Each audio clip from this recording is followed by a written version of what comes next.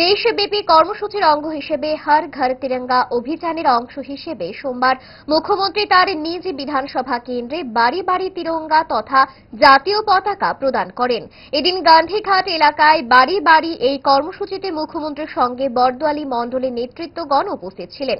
দেশের প্রধানমন্ত্রী নরেন্দ্র মোদীর আহ্বানে করেছিলেন যে আমাদের জাতীয় পতাকা গর্বের বিষয়, যাদের কারণে আজকে দেশ স্বাধীন হয়েছে তাদের প্রতি সম্মান জানানোর জন্যই হর ঘর তিরঙ্গা কর্মসূচি। সারা দেশের সাথে ত্রিপুরাও এই মহান কর্মসূচিতে ব্রতী হয়েছেন। তিরঙ্গা কর্মসূচির মধ্য দিয়ে দেশাত্মবোধের ভাবনা চলে আসছে।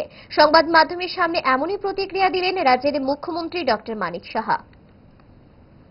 গত 3 বছর ধরে, 2 বছর তো হয়ে গেল, এই বছর 3 বছর আমাদের মাননীয় যশস্বী প্রধানমন্ত্রী নরেন্দ্র মোদীজি আহ্বান করেছিলেন যে আমাদের যে জাতীয় পতাকা সেটা আমাদের গর্বের বিষয় এবং যাদের কারণে আজকে দেশ স্বাধীন হয়েছে তাদের প্রতি সম্মান জানানোর জন্যই আজকের হর ঘর তিরঙ্গা প্রোগ্রাম চলছে এবং সারা দেশের সাথে আজকে ত্রিপুরাও এই কাজে ব্রতী হয়েছেন।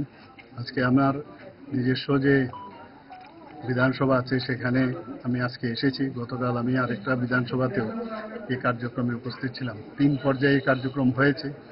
তো 2 তারিখ থেকে শুরু হয়েছে, 2 তারিখ থেকে 8 তারিখ, 9 থেকে আজকে 12 তারিখ পর্যন্ত আরেকটা কার্যক্রম, আর 13 তারিখ থেকে 15 তারিখ পর্যন্ত পতাকা উত্তোলন।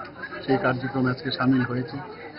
ডোর টু ডোর যাচ্ছি, সবাই আপ্লুত আমাদের এই কার্যক্রম দেখে এবং এর মধ্যে দেশাত্মবোধের যে ভাবনা সেটা কিন্তু চলে আসছে। ফাস্ট ফুড তো ফাস্ট লাইফের একটা পার্ট, সো প্রবলেম তো হবে, বাট আমার সলিউশন তারা 5 দশক ধরে গ্যাস, অম্বল ও পেটের সমস্যার একমাত্র সমাধান গ্যাস নল।